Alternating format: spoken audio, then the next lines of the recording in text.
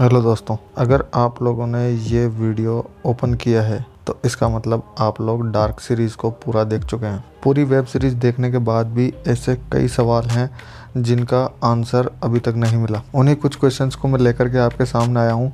आपने web series भी देखी होगी और शायद उन क्वेश्चंस पे गौर भी किया हो। अगर आपके दिमाग में भी वो सवाल आए हैं और उनका जवाब आपको पता है तो प्लीज़ कमेंट बॉक्स में मुझे आंसर ज़रूर लिखें। तो वीडियो को लंबा नहीं करते हुए स्टार्ट करते हैं। Electric chair. आपने देखा होगा कि डार्क सीरीज में इलेक्ट्रिक चेयर का बहुत बार यूज़ आया है। सेकंड सीजन के एंड में एडम जोनास को इलेक्ट्रिक चेयर के बारे में कुछ बताता तो है, पर वो ये नहीं बताता कि इस इलेक्ट्रिक चेयर को बनाया किसने है और अब तक इसका क्या यूज़ किया जा रहा है। सीरीज में बताया गया है कि इसका यूज़ टाइम ट्रेवल के लिए किया जाता है, पर स्टिल इसको पूरी तरीके से स्पेसिफाइड नहीं किया गया है। हैना और अलेक्जेंडर। जी हाँ, आप सोच रहे होंगे कि मैं इन दोनों का नाम एक साथ क्यों ले रहा हूँ। अभी तक जितना भी मैंने इस सीरीज़ में इन दोनों को देखा है, कहीं ना कहीं मुझे ऐसा लगता है कि इनके बीच में ज़रूर कोई रिलेशन है। अलेक्जेंडर के बारे में ज़्यादा इन्फॉर्मेशन इस सीरीज़ में नहीं दी गई है। वो सिर्फ अचानक ही कहीं से आ जाता है और क्लाउडिया की बेटी रेजिना से उसकी शादी हो जाती है और उसके बाद वो पूरा पावर प्लांट संभालने लग जाता है। ये कोई हॉरर सीरीज़ नहीं है, फिर भी इसमें एक सीन ऐसा आता है जो हमें ऐसा सोचने में मजबूर कर देता है कि क्या ये हॉरर सीरीज़ है। जी हाँ, शुरुआती एपिसोड में एक जगह जोनस का पिता यानी कि माइकल हमें लहूलुहान फॉर्म में मिलता है। उसे देख करके हमें लगता है कि शायद ये जोनास का कोई बुरा सपना हो, पर मुझे ऐसा नहीं लगता। हालांकि इसका जवाब आने वाले सीजन्स में हमें मिलेगा कि इस जगह माइकल के होने की क्या वजह थी।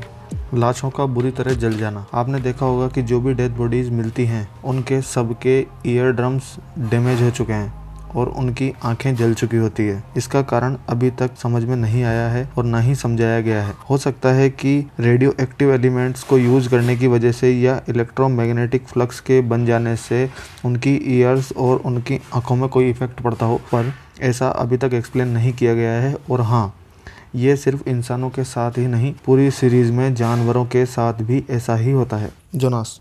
फ्यूचर से आया हुआ जोनास अपने आप में कई सारे रहस्य लिए हुए है। उसकी पीठ पर बने हुए ये निशान युवावस्था के बाद में सीधा 33 साल बाद का जोनास हमें दिखाई देता है, जो ये तो पता है कि फ्यूचर से आया है। वो कौन से फ्यूचर से आया है इसका कोई डेफिनेशन नहीं दिया गया है। उसने अपनी लाइफ में क्या देखा है और किसके साथ लाइफ स्पेंड की है, ये अभी तक एक रहस्य बना हुआ है। सेकंड सीजन के लास्ट एपिसोड में मार्था उसे अपने साथ ले जाती है, पर वो उसे कहाँ लेकर के जाती है इसका कोई क्लियरिफिकेशन अभी तक नहीं है। बेनी और वॉलर। बेनी और वॉलर दो ऐसे कैरेक्टर हैं जिन्हें दिखाया तो गया है, मगर उनके बारे में भी ज़्यादा इन्फॉर्मेशन नहीं बताई गई है। हालांकि ये दोनों ही कैरेक्टर पीटर से जुड़े हुए हैं और सीजन के एक एपिसोड में ऐसा महसूस ज़रूर होता है कि ये दोनों भाई बहन हैं, जब वॉलर बिनी से अपनी माँ को फ़ोन करने को कहता है।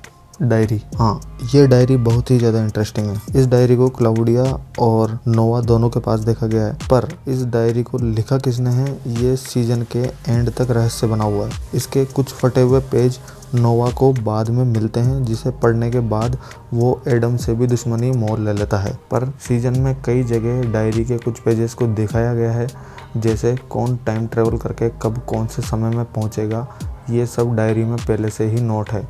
और नोवा खुद कहता है कि जिसने ये डायरी लिखी है वो पास्ट, प्रेजेंट और फ्यूचर तीनों को देख चुका है। नोवा इस सीरीज का एक ऐसा कैरेक्टर है जिसके बारे में ज़्यादा इन्फॉर्मेशन अवेलेबल नहीं है। इसे हमेशा ही जवान दिखाया गया है। सीजन के आखिरी एपिसोड्स में इसका एक अलग रूप जरूर बताया गया है, मगर उसके अलावा नोवा का एक ही रूप पूरी वेब सीरीज में अलग अलग जगह अलग अलग टाइम में दिखाया गया है। क्या ये एक्सपेरिमेंट सिर्फ जर्मनी के विज़डन शहर तक ही सीमित था या फिर बाहर के देशों में भी इसे किया जाता था? क्योंकि इसका एग्जाम्पल जब देखने को मिलता है जब पावर प्लांट के बनते वक्त जो दो बच्चों की लाशें मिलती है, डॉक्टर उन्हें एग्जामिन करने पर बोलता है कि वो मेडिटेरियन है या फिर अरेबियन है। डॉक्टर उनके हाथ पर बना हुआ टैटू भी दिखाता है और ऐसा बोलता है कि ये टैटू उसने अभी तक नहीं देखा।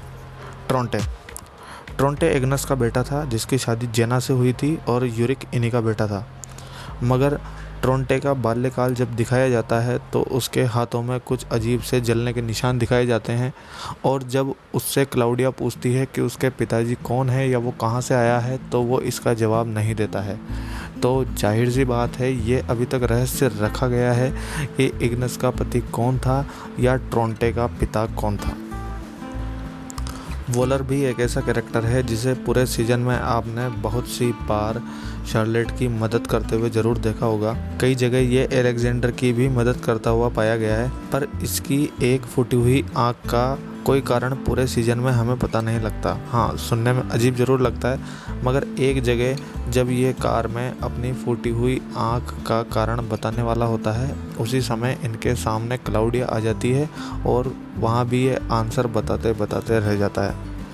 एलिजाबेथ इस पूरी सीरीज का सबसे इंटरेस्टिंग पार्ट है। आपने देखा होगा कि एलिजाबेथ बोलने में सक्षम नहीं थी, पर जो फ्यूचर की एलिजाबेथ थी वो बिल्कुल डिफरेंट थी। कहानी के अंत में जाकर के पता लगता है कि एलिजाबेथ नोआ की पत्नी थी और शार्लेट की माँ थी, जिसके साथ ये उसकी बेटी बनकर रह रही थी। एलिजाबेथ के दो ही कैरेक्टर पूरे सीजन में दिखाए गए हैं, एक जब वो उसका बचपना होता है और दूसरा जब वो रेडिएशन वाले न्यूक्लियर पावर प्लांट के इलाके में अपनी एक छोटी मिलिट्री टुकड़ी के साथ रहती है। पर यह बात साफ थी कि उस समय उसकी नोआ से शादी हो चुकी थी। फ्यूचर की एलिजाबेथ जब एक बक्से से अपने पुराने फोटोग्राफ निकाल करके देखती है और उसमें उसकी फ़ोटो नोआ के और अपनी बेटी के साथ दिखाई देती है, तो उस फोटो में देख करके ये अनुमान तो लगाया जा सकता है कि ये प्रेजेंट की एलिजाबेथ नहीं है। हाँ, इस घटना से पर्दा सेकंड सीजन के लास्ट एपिसोड में लगता है,